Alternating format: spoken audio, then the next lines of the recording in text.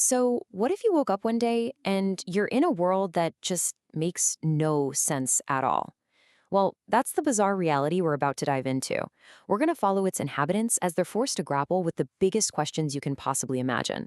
It's a journey that starts with feeling completely lost and ends with some seriously deep thinking. And this quote from Cool Doodle, it just perfectly nails the feeling that hits everyone in this strange new world. It's this sudden, overwhelming wave of confusion. And that feeling, right there, sets the stage for everything that comes next. You know, for every single one of these characters, their journey kicks off in the exact same way, with this profound sense of disorientation. They've been dropped into a place that just feels wrong, a world where all the old rules just don't apply anymore. Okay, so the first, most in-your-face problem they all have to deal with is this bizarre and frankly frustrating change in their size. And think about it. If your whole identity is tied to your stature, this isn't just some small inconvenience. It feels like an attack on who you are. I mean, listen to this from the giraffe. It just perfectly captures that shared frustration. For beings like him and a once mighty dragon, being big was part of their identity. Now they feel like their importance has shrunk right along with their bodies. So this is where it gets really interesting. We see two completely different ways of reacting. On one side, you've got total frustration, this feeling of injustice. But on the other, total acceptance. The dapper pupper thinks its new size is, quote, just the correct proportions and can't figure out why anyone would want to be bigger. It just goes to show you how the exact same change can spark totally different philosophical outlooks. And that leads us perfectly to the rooster's big question. It's all about relativity, right? This single question completely shifts the problem from being about an objective fact to being about your own personal perception. And that's our pivot point, moving us from the physical world into the world of the mind.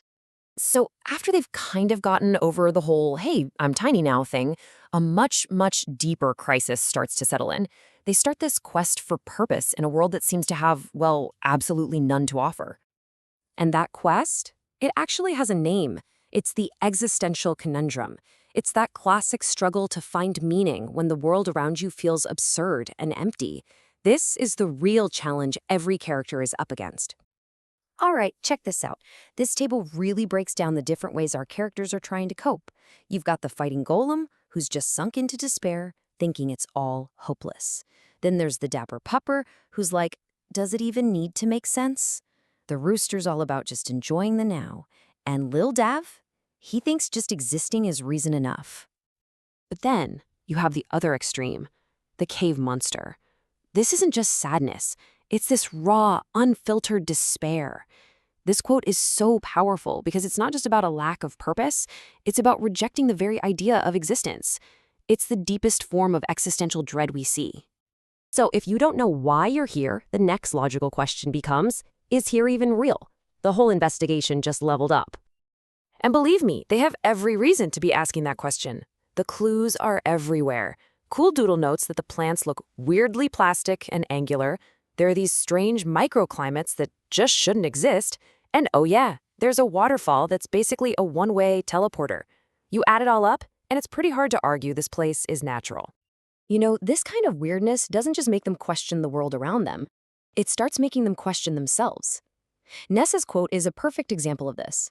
When you're told you're a legend over and over, you start to wonder if you're even a real being or just a story someone made up.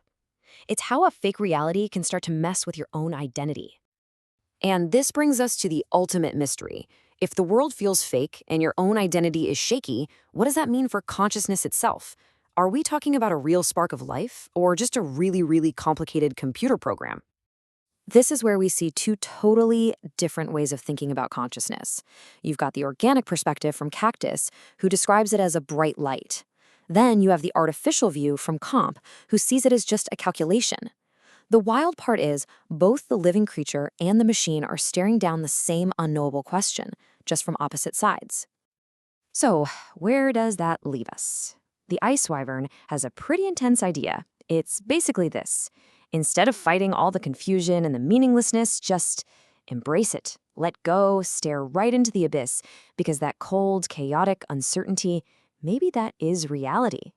You know, if you look at their whole journey, you can actually break it down into a kind of framework for facing the unknown. Step 1, Acknowledge you're completely lost. 2.